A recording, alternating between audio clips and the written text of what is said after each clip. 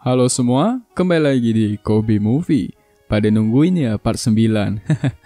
Mimin juga mau uploadnya tiap hari guys. Tapi kan episode terbarunya cuman update per minggu. Jadi mau gak mau partnya juga per minggu guys. Oke, ini yang kalian tunggu-tunggu. Kita akan masuk ke part 9 One J Fashion. Selamat menonton.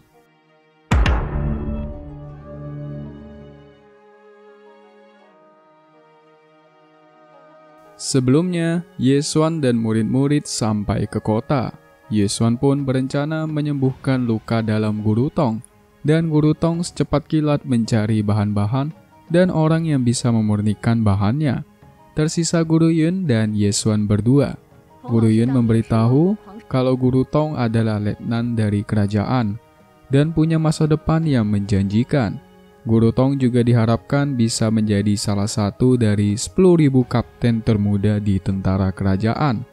Tapi karena lautan chi-nya yang rusak yaitu luka dalam, makanya dia mengundurkan diri. Jika sampai Yesuan memberikannya harapan palsu, itu akan membuatnya sangat sedih dan terpuruk. Grandmaster pun mengatakan agar tidak perlu khawatir. Luka Guru Tong tidak terlalu berat, mirip dengan racun campuran yang Guru Yun rasakan sebelumnya. Guru Yun pun bertanya-tanya tentang pengetahuan penyembuhan Yesuan yang sangat hebat. Yesuan berdalih dia hanya membaca dari buku. Tapi Guru Yun tidak percaya. Teknik penyembuhan seperti itu tidak bisa dipelajari hanya dengan membaca buku. Mungkin aku jenius, kata Yesuan. Lalu juga bisa mengendalikan binatang sihir. Itu juga karena baca buku kah? Jawab Guru Yun. Yesuan pun berpura-pura tidak mengetahuinya dan menjawab mungkin dia punya kedekatan secara alami dengan monster sihir. Jadi monster-monster itu menyukainya. Guru Yun pun menyerah. Dia mengingatkan agar Yesuan tentang kelompok jubah hitam, organisasi yang berbahaya. Bahkan seluruh kerajaan mengenal yang namanya organisasi jubah hitam. Kerajaan juga sudah banyak melakukan aksi pengepungan kelompok itu, tapi semuanya gagal. Dan Yesuan telah membunuh salah satu anggotanya. Mereka tidak akan melepaskan Yesuan begitu saja. Di masa depan berhati-hatilah. Yesuan pun menjawab kalau mereka sampai muncul lagi, akan dibantai olehnya. Guru Yun hanya terdiam menatap. Ngomong-ngomong kemarin Mimin bikin vote nih, milih Ping Yun atau Si Ching buat Grandmaster kita. Dan kalian kebanyakan malah milih Guru Yun ya. Alasannya karena... sudahlah. Lanjut. Yesuan pun kembali ke kamar.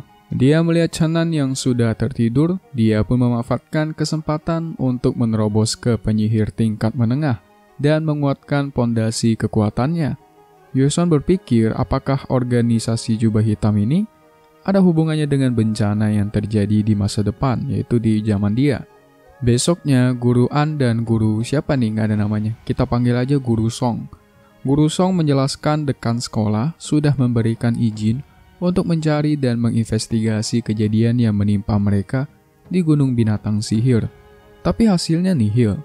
Beberapa murid juga mati karena kejadian ini. Kejadian ini sangatlah mencoreng nama Akademi Sihir Sid.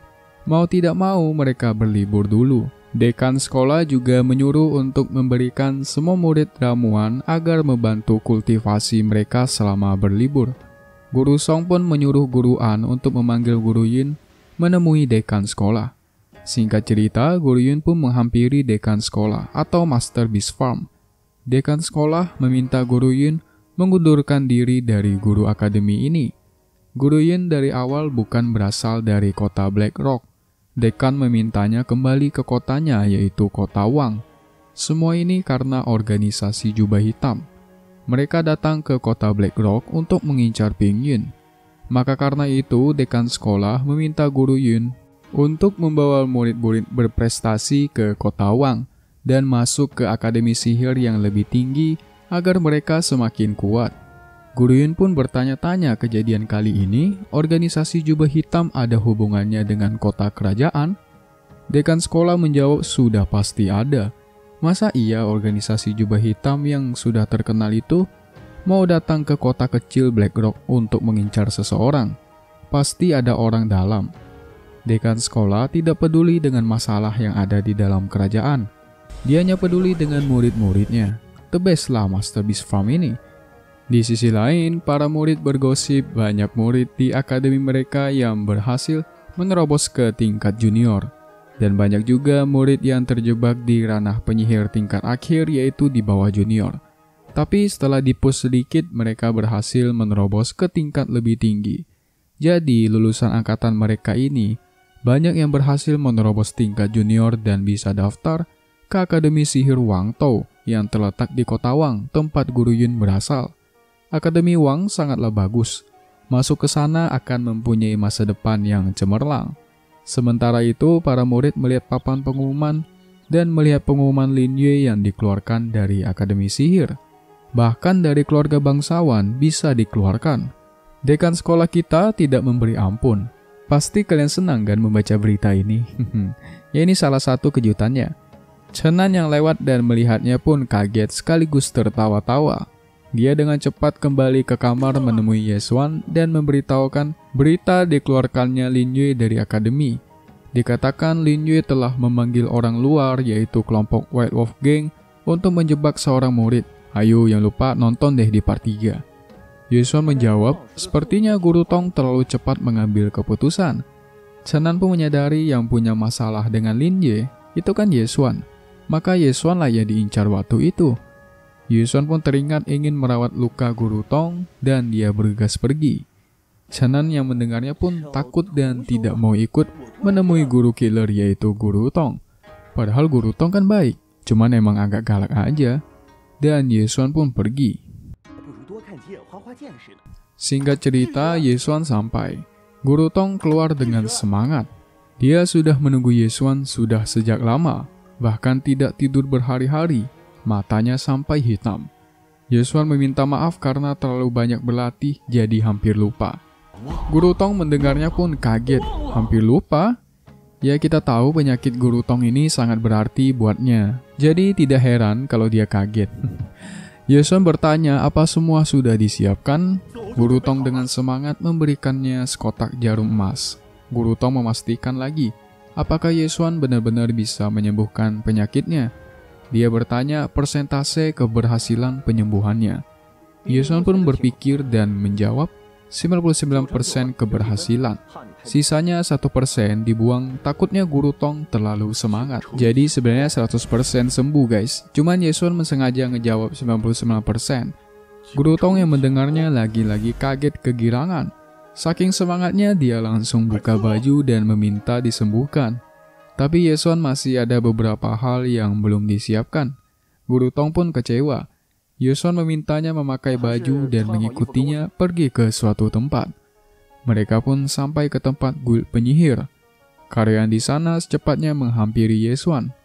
Ye Xuan pun kebingungan. Kali ini Louis, btw namanya Louis ya. Louis tidak akan membiarkannya pergi.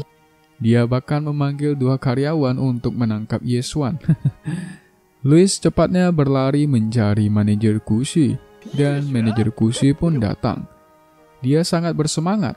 Guru Tong kaget dengan kehadiran manajer Kushi. Dia mengira kalau Ye Xuan telah membuatnya marah sebelumnya. Makanya dia begitu bersemangat. Ye Xuan pun bertanya, seharusnya masalah yang dulu sudah dijelaskan. Jangan-jangan masih mau membela Master Chuo. Nonton di part 1 kalau kalian lupa ya guys. Master Kushi hanya tertawa dan mengatakan itu hanya salah paham. Master Chuo tidak layak dibela katanya. Kali ini dia secara khusus menemui Ye Xuan. Grandmaster Ye Xuan menjawab kalau dia sibuk sekarang. Manajer Kushi pun menjawab apa yang dibutuhkan Ye Xuan maka akan disiapkan olehnya. Guru Tong bingung manajer Kushi yang memanggil Ye Xuan dengan kata master. Ye Xuan pun meminta ruang pemurnian terbaik dan ramuan yang sudah dia tulis. Tapi ramuan-ramuan yang dia tulis berada di tingkat 4. Ramuan tingkat tinggi jadi masih butuh waktu untuk mempersiapkannya, dan juga butuh persetujuan ketua guild.